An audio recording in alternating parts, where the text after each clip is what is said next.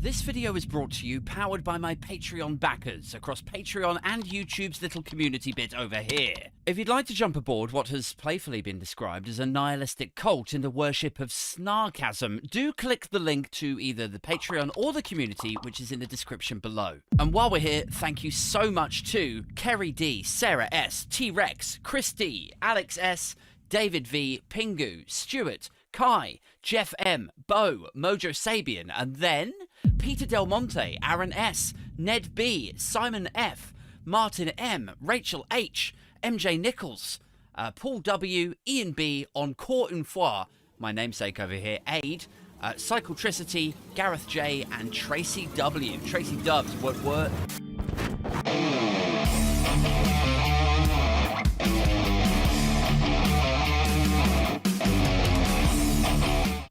Yo, yo, yo, ladies and gents, welcome. It's Friday night, it's 7:30, it's time for the Friday Night Live Show edition of Aid Thompson and Other Disappointments. You cheeky little tinkers, let's go. God, that tastes delicious. So first up, before we really jump into this proper, guys, big shout out to the Patreons. Big doff of the cap to the YouTube community members for joining me tonight. Their names across the screen now. Had a couple of new ones since the last time I did that video, that intro thing. So what's up to Diana P, Tracy W, Gareth J there. What's up to you guys? I need to do a new video with everybody's names on. Picking up new listeners, new viewers all the times, guys. It's hard to keep up. But yeah, big doff of the cap. Big thank you to all of you for continuing to show me some love. You guys give my funny bone a funny boner. You bring light to the darkness that engulfs me so. If you're on Twitter tonight, by the way, do consider giving me a little tweet, a little shout out. Let people know what you're up to. Let's see if I can show you my tweet tonight. It's sup, Mother Hubbards. It's Friday night. It's time to get booge. F the Tories. Let's do this. Hashtag Tories F livestock. I can't say the full word just yet. We're too early in the stream. It will cause me all sorts of problems with the monetization and stuff. But yeah, this is mine. You know, you do what you like. Do something that's a bit more you, if you like. But that's the hashtag. All I'm saying is, look, you know, if you want to help this thing grow, and I think we all do, you know, then pop yourself out a tweet there. As indeed I have done. Right. What should we talk about tonight? What's going on up there? Should we do, we'll do the usual rip, roast, and ridicule of the week's news, if you like. Then we got an exclusive interview a little bit later with a chap called Terry Phillips of the Working Class Conservative Association. So that's coming up. You definitely want to stick around for that. But first, tonight, live chat people. My question for you, for being so good and joining me live on the show. My question for you this evening is a good one. It's very apt, right? Given the local election results, right, which obviously we're going to get onto in due course. Given the local election results, let's assume the number of councillors, and the overall polling, if you like, is a glimpse of what we're going to see at the upcoming election, right? Let's assume we finally do get rid of the Tories, right? Then if we propel ourselves forward somewhat, right, out of the current chaos, away from the confusion and pain and hurt, and out to a slightly removed place of settled serenity. You know, where you're a little bit calmer, you stopped shaking and trembling all the time, and you're now in a position to look back over the last, 14 years of Conservative rule? Imagine that's you. You're now in a calm, centred place, and you're able to look back. What has been your favourite Tory lie? Or corruption scandal? Let's broaden it out. It could be a corruption scandal as well. What should they write the ITV miniseries about? What's been your favourite Tory lie over that time? I mean, there's a lot to choose from, right? There's a buffet of belligery out there. There was the, we started off with David Cameron, didn't we, in 2010 for the coalition. There was the Cameronian whopper that Labour somehow caused the global financial crash. That's a personal favourite of mine. Anyone who knows anything about economics will know how ridiculous that is. So that's up there, certainly. There was George Osborne's line that we're all in this together. Do you remember that? And that austerity was essential, guys. It was tough decisions, but they had to be made, despite many, many other countries weathering the same storm and not sacrificing their disabled to the gods of small government. Like, yeah, take this multiple sclerosis sufferer, O ye God, and bless us with a lean estate, O angel of Thatcherdom. And of course, whilst we're on the subject of austerity, there is the fact, undeniably, that Tories are notoriously, murderously small state, even in the boom years, aren't they? So it was all quite obviously just marketing for doing what they ideologically yearned to do anyway. It's like, oh, this is definitely essential. Definitely have to do this. Right, okay. What else was there? What other big Tory lies could we choose from? There was Theresa May's "nothing has changed" about the death tax. There was Boris Johnson's myriad of lies to choose from that we patently do not need to rehash now, do we? On a lean 45-minute YouTube stream. We just haven't got time for Alexander De Pfeiffer, I'm afraid. There was Liz Truss's tax cuts and the deep state rubbish. There's been... What else? Something more recent. Rishi Sunak's "I haven't decided yet" about HS2. Do you remember that? And then it turned out that he'd actually pre-recorded the announcement for Tory conference. He'd pre-recorded that 2 weeks before. So he obviously had decided. God, there's so many, isn't there? So many to choose from. So what was your favourite, good people of the live chat tonight? And I'm going to periodically be dipping back in there. And obviously we'll be prioritising the Patreons, the YouTube community members, and Super Chats as well. Now, how are we all doing? What are we doing? Let's have a quick look at the live chat, shall we? Say a quick hello to those in the live chat. We've got Sir Larry the Cat joining us tonight. Fantastic name. We've got Tracy Birch, Alex French, a few of the regulars rocking up. Kerry Dodd, what's up, Kerry? Billy Kershaw. I saw one angry pagan in there earlier. Fantastic name. Labour Social. My good friend Graham, a.k.a. Labour Social. Tracy Birch says austerity generally was her favourite lie. It feels weird, doesn't it, saying favourite when really it's like your least favourite. But Kerry Dodd says it's hard to pick a favourite scandal, but the fact that the tractor porn MP is from my hometown, MP for Tiverton, but I'm from Bridgewater, Somerset, the fact that he's from there is up there. Yeah. I mean, do I need to crack a joke about, you can take the guy or the girl out of them? I'm sure I don't. It's too early in the stream, and I'm too sober at this point to be casting aspersions over people in the live chat. So yeah. Anyway, let's get into it. So this week,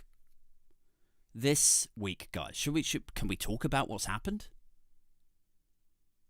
Can we once again try to make sense of the senseless? Let's try. It's been a hell of a week once again. I mean, where do you even start? Monday, I guess, would be natural place to start. Beginning of the week. If we embodied a desire to drag our damaged and tortured souls back through the last 7 days, so traumatized are we that the chaos and depression merely feel like a home we are returning to, don't they? So, the week started with the UK claiming their Rwanda deterrent, that isn't actually a deterrent, was a roaring success because refugees were on their way to Ireland, which they weren't. Or at least we assumed that they weren't, because literally nobody could give any verified numbers for them. Ireland responded by saying they would send them back to England, and then England responded by saying they would send them back to France. And amidst that storm of different countries and home offices frothing about how they're going to kick them out of Ireland, and then England, and then France, in the middle of all of that was me begging somebody to please kick me out of the UK. Oh, well, that's not very patriotic, Aid. Well, no. No, it's not. But do you know what? Imaginary male reader with whom I am now arguing, who's interrupting my flow, it would be easier to feel patriotic about this place if you and I weren't just 200 meters away from a river of sewage twinned with Hades. Feel the rage tonight. So yeah, England, Ireland, France, arguing over who should look after the people they all should look after. Oh, and then somehow, between all this tit for tat, newspapers with, front pages of James Cleverly bragging about how all of these people were going to be detained on their next visit to their Home Office assessment. How the scheme was about to become a roaring success. Good old James Cleverly. Well then, from a-hole to AWOL, the few asylum seekers that were ever being earmarked for Rwanda decided to go on the run. And so yes, James Cleverly had to concede that the majority of the refugees for the Rwanda thing had gone off the grid. And of course then later in the week, Rishi Sunak would offer a Rwanda deal to Ireland, though no confirmation yet on how different this deal will be to the £3,000 handshake that he's had to give the one single volunteer that they've actually managed to fly there so far. It's probably on Rishi Sunak's private jet as well, isn't it? It's like they're pulling out all the stops to persuade one brown person to please go to Rwanda. It would just really help us out, please. Comfy plane, $3,000 in your pocket. It's totally safe as well. It's purpose-built housing over there. It's like anybody who says at this point, right? Anyone who says the state need to stay out of industry, like, do you ever hear that? It's not the government's role to be doing this. They should outsource it and offshore it and all the rest of that. Anyone who says it's not the state's role to get involved in industry like that, or the government don't do anything for the airline and hotel industries, all of that is talking shit now at this point. Because the UK government, all jokes aside, the UK government are now basically a Rwandan travel agent. Aren't they? They're like, come on, oi, get your bags. Come on. Yeah, you gotta go. And the poor refugee's just like, where am I going? I to Rwanda? I don't think that it is safe for me. No, you misunderstand me. I'm not saying get your bags, you gotta go. I'm saying you gotta go. You gotta head out there. It is incredible. You're not gonna believe Rwanda. The flights, comfy, the accommodation, and have some spending money. Have £3,000 tax-free. Well, that does sound pretty good. Have you got your passport? No. Oh, don't worry about it. Don't worry. You don't even need to worry about that, Ahmed. Just get on the plane. You're fine. We won't even check. Honestly, this is the most relaxed I've ever been about rushing a brown man onto an aeroplane with no ID. I'm not even going to search you. you're golden. Off you go. So that was the beginning of the week. Then Wednesday we were introduced to the holy warrior of Hainault, wielding a sword, tearing around North London, screaming about, "Do you believe in God?" Right? Waving this sword around. "Does anyone believe in God?" They were quoting him as screaming, while murdering people. And, I mean, it's weird, isn't it? Like, given he was on basically what could be loosely described as a sort of, medieval rampage, right? And killing, seemingly for, dogmatic, religious, ideological reasons, right? It does kind of force that age-old question from my lips, doesn't it? It's like, who radicalized him? Running around, killing people, do you believe in God? All of that, like, who radicalized him? Like, do we think maybe, guys, dear listeners, people in the live chat, do we think maybe there's a North London mosque, or a parish that might have exposed him to these ideas? Is it worth us getting MI5 to infiltrate and go undercover and read about the Old Testament verses and, that they were preaching in this church hall about infidels and pagans? Oh my God, one angry pagan's going to be in a lot of trouble tonight. And non-believers, and the Old Testament violent verses that they might have been chanting and radicalizing this poor vulnerable mind with. Imagine if that guy was a Muslim dude, just like running around with a sword, screaming about Allah or Muhammad while he was doing it. Like, can you imagine the coverage? You would have Suella Braverman and Tommy Robinson starting the holy war that they've spent their entire lives panicking about. That would be what would happen if that happened. I mean, just cast your mind back, guys. Just cast your mind back a few years, right? Islamic fundamentalist Savages Lee Rigby, right?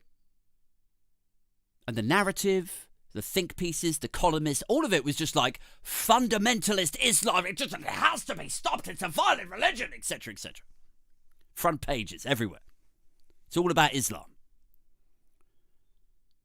But a Christian, seemingly, a Christian guy runs around killing kids with a sword, and it's not even on page 2 anymore. It's like, nothing to see here. No, it's just, I think what it is it's just an unmedicated, or slightly overstimulated express reader. That's what it is. Like, if it was a Muslim guy, right, whatever his mental health, the Daily Mail and the Sun readers would probably already be lobbying us to invade another country. Like, if it was a Muslim guy running around with a sword, killing people and killing a kid as well, they would be like, well, where was he from? Oh, well, he was, he had mental health problems, but also, he was British. No, I mean, originally. Like, that would be how it was reported. Like, the only reason that we haven't called this a terror incident yet, and we haven't invaded anywhere over it, is because there's no oil in Redbridge. That's the only reason, though. I mean, just as a side note, guys. Just as a cheeky little side note. Like, I do a lot of episodes where I rag on America, right?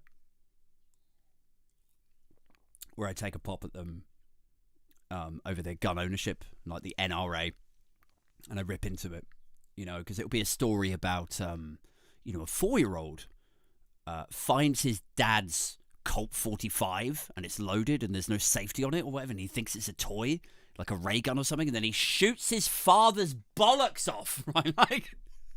And I'm like, okay, that's fun. That's a fun story. Let's talk about that for 20 minutes.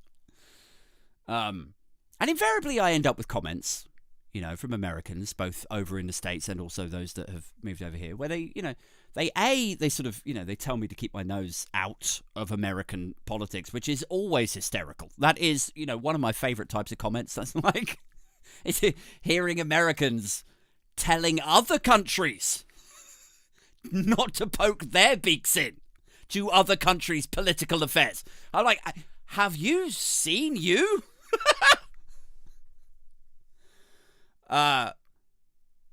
And then B, they say, yeah, well, you don't have guns. You might not have guns and like mass shootings, but you you just have knives. You got a big fucking knife problem over there. You still kill people. You just do it with knives. And you know what, right? I am dreading the next time that I do an American gun story, because obviously I'm going to do it, right? It's sort of, I can't resist it. It's my thing. But I just know the next time that I do a thing about America with its guns, and then the American commenter wants to talk about British knives and murders with blades over here, I just know they're going to pull this story out of the bag. And it's just so utterly ridiculous and so perfectly British, that it's the American commenter's going to be like, oh yeah, you guys don't have guns, but you still got castles, don't you? And princes and princesses. You might not have guns, but you run around killing people with a goddamn sword. Will you grow up? And it is kind of silly, isn't it? It's it's enough to get me lobbying for a British NRA, because this sword stuff is just embarrassing, guys. All right. What else happened in this week? Oh, here's a weird one, right? Let me see if I've got the news story here for you. This is a fun one. Where is it? Oh, here we go. This came up on my feed the other day, right?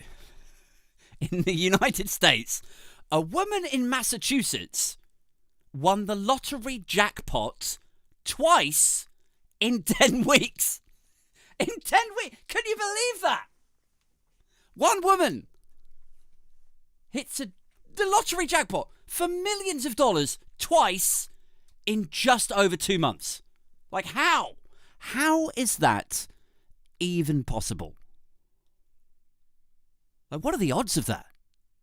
What are the fucking chances of that happening to one woman twice in such a short space of time? That's minuscule. There are refugees, right? There are refugees out there who were standing a 0.5% chance of being selected to go to Rwanda, and I reckon they saw this, right? I reckon before they were like, well, big deal. My chances of going to Rwanda are basically nothing. And then I reckon they saw this. They saw this woman with a, say, 1 in 50,000 or 1 in 100,000 chance of getting the jackpot once. Proper unlikely. And then she hits it twice, right? And I reckon here's what happened. I reckon refugees saw this and they were like, well, if that's possible now, what even is unlikely anymore? Maybe I'll keep my head down for a bit, right? I'm going to go on the run. See you guys later. That is what's happened here, isn't it? What are the fucking odds of that? Seriously. Does anybody know? Anybody in the live chat? What are the odds of hitting 6 numbers match twice in 10 weeks? Anyway, what else is going on? Obviously, British and American students. This is a big story. British and American students staged sit-ins to protest at the ongoing situation in Gaza. Israel's internationally illegal bombing of Gaza. And the students have been doing like a sit-in protest to try and draw attention to it, but also to push back against institutions who are trying to ban them for speaking out. And it's been a real, David and Goliath story, hasn't it? A David and Goliath demonstration, if you will. Students versus universities. Students versus network news, cable news over there. And all for the benefit of people that they probably don't even know. That's what's amazing about it. So it's been a show of what? It's been a show of defiance, love, pacificity, if that's the right word. It's not been violent at all, has it? And immense Gen Z compassion, I think. And so the media responded by calling them anti-Semitic. So that's wonderful. Great job there, guys. And finally, guys, and this really is like a, and finally, like, story. Like, when they leave you on a positive, uplifting thing, like a panda gave birth in a zoo or something, right? Finally, architect of the voter ID initiative, designed to eradicate the endemic problem of voter fraud. It was so serious, guys. So serious, there were only ever 6 cases of voter fraud at the last general election. 6! 6 instances of it. But they moved heaven and earth to protect us from it. How many instances of sexual assault have taken place in the Conservative Party in the last 4-5 years? Like, is it 40? Is it 50 now? Where's the initiative to solve that, Rishi? Where's the fast-moving response to solve the problem of Tory sex pests? It's just fucking... It's tumbleweed. In fact, you know what? It's not even tumbleweed. It's tumbleweed blowing up to the door of CCHQ, and the tumbleweed looks over the top, like into the... He's like, yeah, well, there's fucking nothing going on here, is there? It carries on blowing off. That's it. Anyway, architect of the voter ID initiative, guys. Designed, we think, to cause issues for younger voters. Evidenced by the fact that you can, if you're an older gentleman or lady and you have an old person's Oyster card, you can use that as voter ID. If you're a younger person, you have a regular Oyster card, you cannot use that as voter ID. I mean, it's pretty fucking transparent. Anyway, the architect... Sorry, I'll get to the point, Aid. The architect of said initiative, Boris Johnson, the guy that rolled it out and told everybody it was necessary, was pictured yesterday getting turfed out of a polling station for forgetting his own ID. So, just bravo, Alex. Incredible effort. Fantastic political steez. I mean...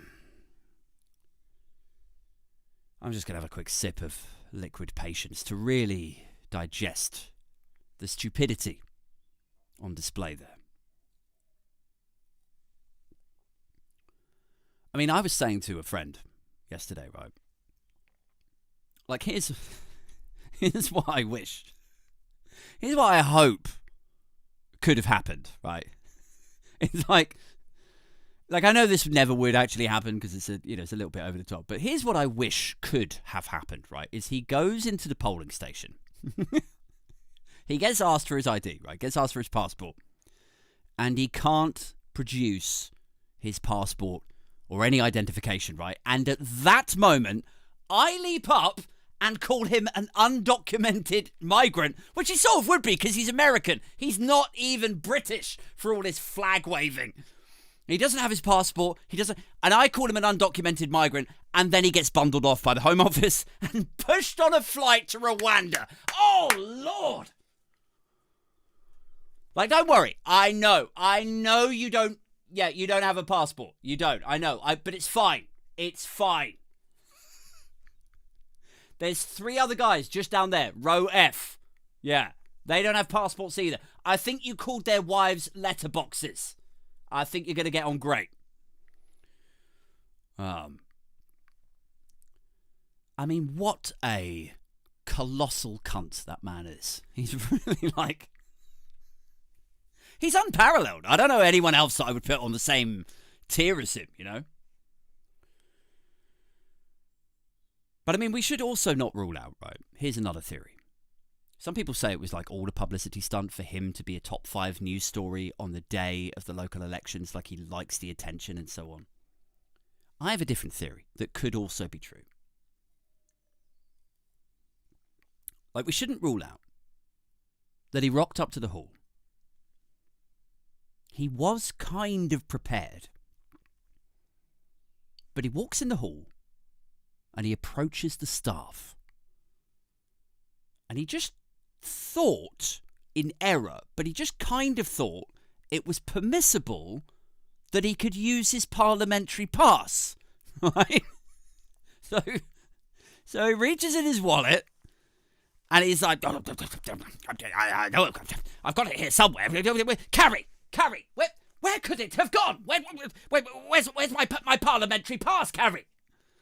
And then she's like, oh, they took it off you, love. Do you remember?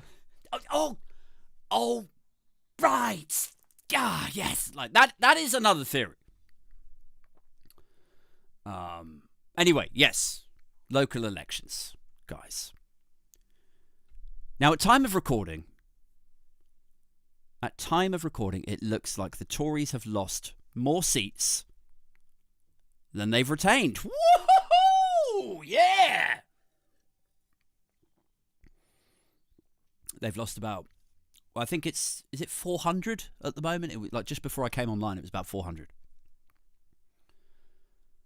And it's difficult to understand how Sunak's government can still really continue after this, you know? I mean, they really are on a sort of, you know, a zombie tip right now, are they not?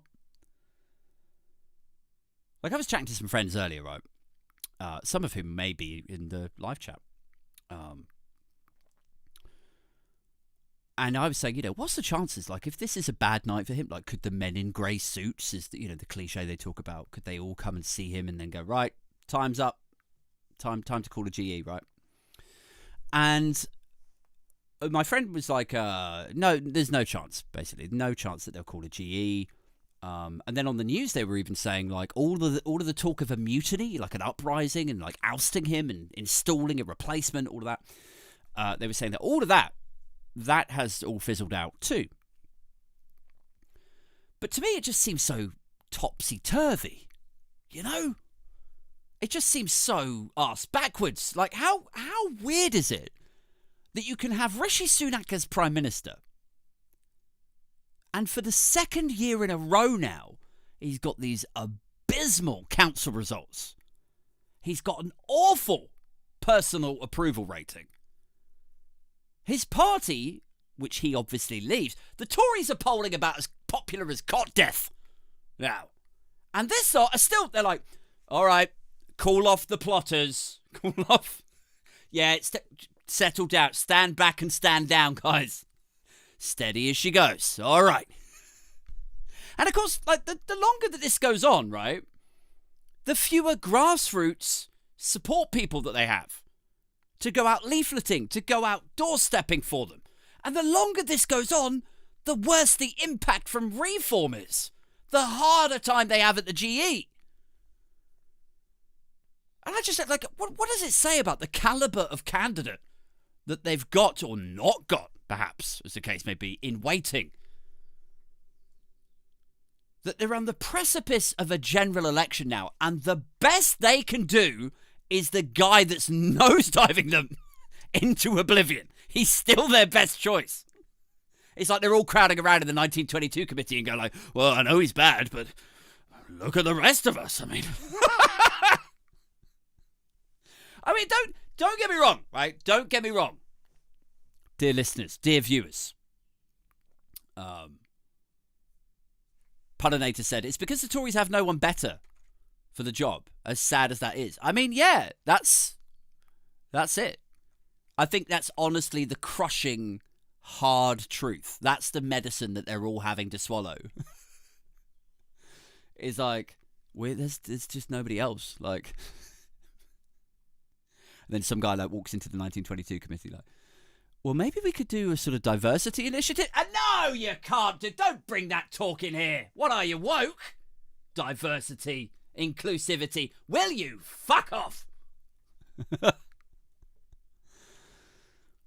Paradata says, when the best you could do is the guy who came third behind Truss and a lettuce, you may as well just go and have a cry in a corner. Yep. As Tan says, cry wank in a pot noodle time. I mean, obviously, I don't want to, say like I'm hoping for them to turn it around or that I want them to do better or anything. It's good for me, right? It's good for us. I mean, I'm very happy to sit around every few months watching the Tories condemn themselves to the parliamentary equivalent of a festival long drop. Like, I'm delighted to observe that. That shit is my jam. It really is. I can't believe it's free to watch it. I would buy tickets for it. I mean, seeing Laura Kuenssberg. Seeing Laura Kuenssberg this morning squirm at the results. Squirming and squinting. I mean, that was basically pornography for me. I don't know how you guys felt about it. Like, coming to BBC News wasn't quite how I expected my bank holiday weekend to kick off, but these are strange and unpredictable times, The pain and trauma that we've all been through for the last 14 years, it has its own way of working. Psychologically, clearly, I don't know how it manifests as sexual pleasure, but it does. I don't know. I don't have all the answers, guys. I'm not a psychologist. You've figured me out. But all I can say is this, is seeing her react to the Labour wins and the Conservative losses, that was the first time in a long time that I've stepped into the shower with empty balls. So, I'm just saying I enjoyed it. Anyway, look, they are, they're a few hundred seats down. Seems like a good result for Labour. Others have seemingly been able to find a weird, contorted way to disagree with that. Sometimes I think on this show, and I've talked about this before, right? Sometimes I think we run the risk on Aid Thompson and other disappointments of, running a sort of ostensible lefty circle jerk. Sometimes, I get guests on, they agree with me. How is that challenging? Are we really reaching out beyond the perimeter of leftism and all of that? And I do want to make sure that we get the thoughts and feelings of people who may sit, across the political divide, on the right of the political landscape. It's, it's important. So I'm thinking, or I thought rather, tonight, what I would do is I would invite someone on from the right of the political landscape to talk with me about these local election results. So, in that spirit, joining me on the line now is Terry Phillips from the Working Class Conservatives Association. Terry, thanks for joining us. Right, yeah, not at all, Aid. Yeah, it was either this or spend time with my kids, so... Right, I mean, I don't want to keep you from, being a father and all that. No, don't worry about that, sir. No, I told him years ago. I said, no, self-responsibility, son. You raise yourself. And yeah, how's that going? Fine, yeah, no, best way is just let them get on with it, isn't it? If they make a mistake, they learn from it, don't they? Do they? Probably. But, like, if they make a big mistake, you don't need to sort of discipline them or, like, punish them or something? No. I mean, take me son, right? He was trying to teach himself how to shave. okay? And then he accidentally he messed around and he cut his jugular. He's severed a vein. Bloody hell. Yeah, but now he's beating himself up about it, isn't he? He's crying all the time about it. He's punishing himself. Right, doesn't it bother you at all that in his formative years, there's no sort of father giving him help or guidance or anything? What? Formative years? He's 7. And he's playing with razors. Jesus. Do you spend any time with your kids? I respect their privacy. Right. Okay. Let's talk about these local elections, shall we? It was a terrible night for Rishi Sunak, a real gift-wrapped, bow-tied shit pie. Right, but I've got to stop you there, all right? Because it might not have been a full-scale national validation of his big oil earth-murdering agenda, right? But it wasn't as bad as you guys were predicting. Right, but that doesn't make it good, though, does it? Yes, it does. So hang on, right? If something was going to be a total fucking disaster, and then it turns out to have only been a bit bad, like that doesn't then magically become good. Like that, how does that work? Yeah, well, that's exactly how it works. You know, if you thought something was going to be really, really bad, and then it only turns out to be a little bit bad, then actually that is good. And even if it's not good, we'll just pass a law that says that it is. Oh, God. Can I just ask, right? Just out of curiosity, right? Why do you vote Tory, Terry? Oh, well, that is very patronising. Because working class people, right? Working people are famously more reliant on social services, your hospitals, your schools, social care homes. And yet, you are politically supporting a party that is ideologically opposed to all of that. They just want to burn all of that down. And probably, if we're really honest about it, probably hold you in utter contempt. I just want to know why you vote for them. I'm just naturally curious. Well, I am not. But also, I just think, right, I've made something of myself, all right? I think if you want something in life, you've got to work for it. Ah, right. Okay. I get it. So it's an ego-stroking exercise. It's like you've achieved X, right? And then you vote Tory, and then that confuses people like me. So then I ask you why, and then you say, oh, because I worked hard. And if I just think everybody gets on and they just work hard and make something of themselves. Just like me. Just like I did. And then when it turns out that not everybody can do that, then you get to say, oh, well, I guess not everyone can do the thing that I did, so I'm the special cleverest one. All right. Keep your ethically manufactured hemp ball huggers on, you avocado gargling tosser. All right. It is not an ego-stroking sort of thing. I just think, why should I have to pay for your family's social care? Do you know what I mean? You sort your family out, I'll look after my family. You're taking care of your kids, are you, Terry? Oh, shut up. Wow. No, sorry, me son's just come in. Right. I just think, right, this is what it boils down to, okay? I earn 50 grand a year, all right? I drive an Audi A4 with cream interiors, all right? So yeah, I vote Conservative because I like to feel like I'm a big cheese. And what if I told you, Terry, that even on your 50 grand a year job, you too will end up having to sell your home to pay for your care. Your kids won't stand a chance at getting on the housing ladder.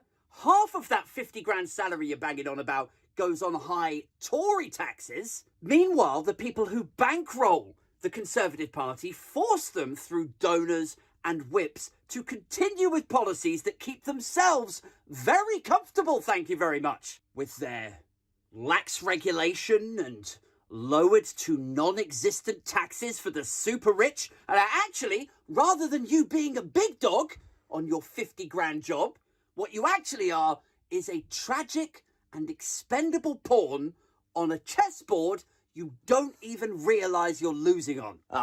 Is that right, is it? Yes. You are your boss's useful idiot. Campaigning for your own struggle. Surfing on the cliche of the working class self-made conservative. A cliche? Yeah. Well, I'm not the one dreaming up a stereotype of a working class man just so I can have an argument with him so I can feel all big and clever about it. You what? Well, you've just imagined me, haven't you? I have. Yeah. I don't even exist. You don't? No. I'm your fantasy of a working class fella who grew up to the superficial middle. Right. Who now struggles to inhabit that space without exposing his own innate selfishness and leave the rest behindism, which you then portray lazily in comedic form as me relinquishing all responsibility, even of my own children. Right.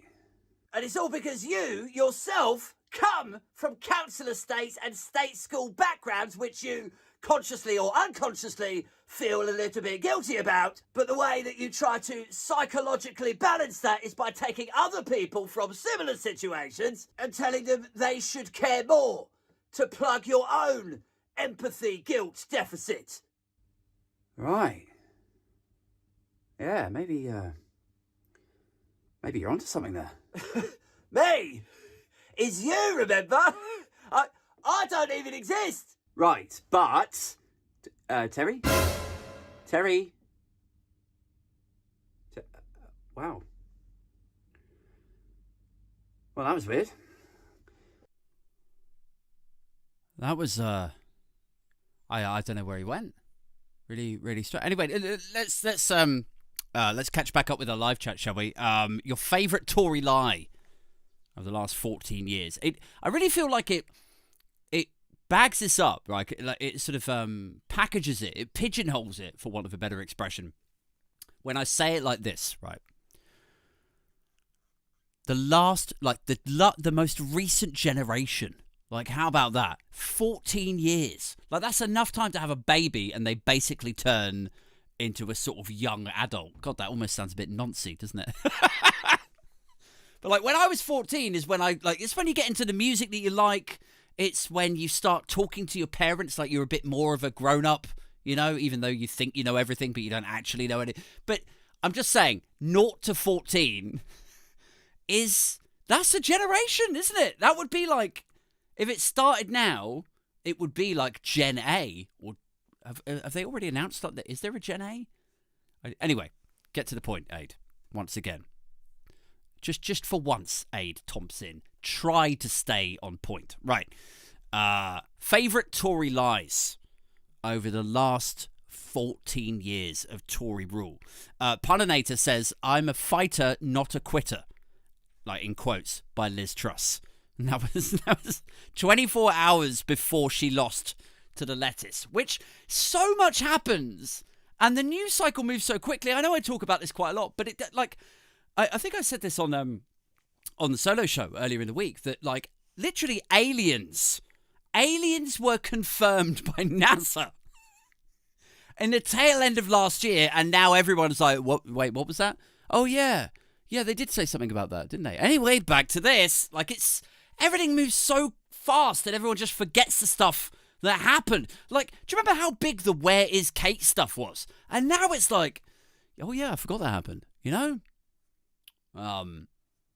But yeah, you're right. You're bang on, Puninator. It was literally in the not the groundswell, but that sort of spiraling end game of Elizabeth Truss's premiership, brief though it was. And she said, I'm a fighter, not a quitter. And was eclipsed perhaps only by the tragic exit of her number 2, Kwesi Kwarteng, who... I don't know if you guys remember this. He flew over to New York. Do you remember that? He flew to New York to do something or other. I don't know if it was related to the mini budget chaos or whatever. But he flew to New York while everything else was spiraling in London. And everyone was saying to Liz Truss, are you going to fire him? And she's like, no, I have total confidence in him. And they're like, you're going to sack him? No, he's my friend and I've worked with him. I'm sure that everything is blah, blah, blah, blah. And then they interviewed him over in New York. They were like, so are you going to resign? And he's like, no, I've got no plans to resign. And he said, I'm going to be here. Like, it was something along the lines of like, I've got absolutely no plans. I'm not going anywhere. That's what he said. And with him, it was like 24 hours later. Like, it's one thing to say, I'm a fighter, not a quitter, because then it's sort of, there's connotations of like people are like forcing you out. But saying I'm not going anywhere, and then there's an extra layer of like humiliation to that. It's a bit like Boris Johnson's like, you're going to need a tank division to get rid of me. A couple of months later, yeah, bye Boris, see you later. What other ones have we got here? Tracy Birch says, we are all in this together. That's probably the worst of them, isn't it? That's probably the most disingenuous, insulting, classist, mean-spirited, and cynical phrase that's come out of CCHQ in the entire 14 years, probably. I mean, we all take the piss out of Stop the Boats. Because, I mean, what even is it? Like, you're distracting people over here so you can continue looting the public purse over there. Like, that's all it is. It's like I said to Lee Anderson this morning. He said something about, like, Reform is more than just a vote-splitting party. We're a party of blah, blah, blah, and, we've done this. And I said to him, no, your party, here's what your party is. Your party is a distraction. I'm not quoting myself, directly. I said, your party is a party of capitalist ultras who want to trash workers' rights. And in order to do that, you use trashy salesmen to sell people hysteria over immigration. And it goes out to, like, people who don't really know anything about economics, politics, immigration, or anything. And it's unclear at this stage if you're stupid enough to believe that stuff yourself or if you're just hoping that your voters are. And it's, I guess if I had to sort of clumsily bundle it up, I would say it's sort of on a par with that whole Reform shtick, because we're all in this together. It's pretending to be something, but actually it's doing that for incredibly cynical and cruel reasons. Sorry to get so serious there. Winds me the fuck up. Mojo Sabian. What's up, Mojo? How you doing? Mojo's one of my favourite Patreons. He says, I think my favourite Tory lie would be nurses wanted us to get rid of the training bursary. See, this is what I mean. So much has happened. So many things get forgotten and brushed under the carpet and eclipsed, and they get released on a good day to bury bad news and all the rest of it. We forget all of the nonsense. Puninator's dropped me a super chat tonight. Thanks, Puninator, man. I'm only a small channel. I mean, it's growing, so that's nice, but the super chats are massive novelty for me, so I appreciate every single one. Thank you. He says, Aid, snog, marry, kill. Liz Truss, Theresa May, Suella Braverman. Okay. This is a tricky one. Pun. If that's... Like, I'm interpreting puninator as like a first name, last name, like pun innate. Who would I snog? Who would I marry? And who would I kill? I'm grateful that you've PG rated this, because the version of it that I used to play at school was like, shag, marry, kill, right? Who would I shag out of that lot? Christ. Can I kill myself? Is that an option? Can I marry Suella Braverman and immediately kill myself? Is that... And then, whoever wants to kiss my corpse in the open casket funeral is very welcome to. Yeah, I honestly don't know. I guess... Suella Braverman, I honestly think if you had sex with her, it might open a portal to hell and you might get engulfed in it like the fucking Event Horizon. I really think like that might be a thing that happens to people that fuck Suella Braverman. Let me just do a couple more. I'm going to do a couple more favourite Tory lies. Mort says that the Rwanda would be a deterrent. A few hundred could be sent there tens of thousands coming over by boat, not mentioning that the French were willing to have them back in France. That fact left out. Yeah, it's always overlooked, isn't it? Even now, in the analysis of it, like the minuscule chance that they might get sent to Rwanda, how could that ever be a deterrent? And also the reciprocal nature of the agreement. I think it's 200 per year we're allowed to send there, but they also get to send 200 back here. So all of this press attention over like the first guy to the Rwanda that's been sent there, like I want to see the same amount of press attention hanging out in Heathrow when the first guy gets sent here from Rwanda. And I want there to be a big welcoming party from us Guardian readers and tofu eating wokarati. Like, yeah! Welcome to Britain, son. Favorite Tory line? I'll do a couple more. There's a few more here. That was sorry, I've just skipped past here. Sorry, I thought I saw another one here. Where am I?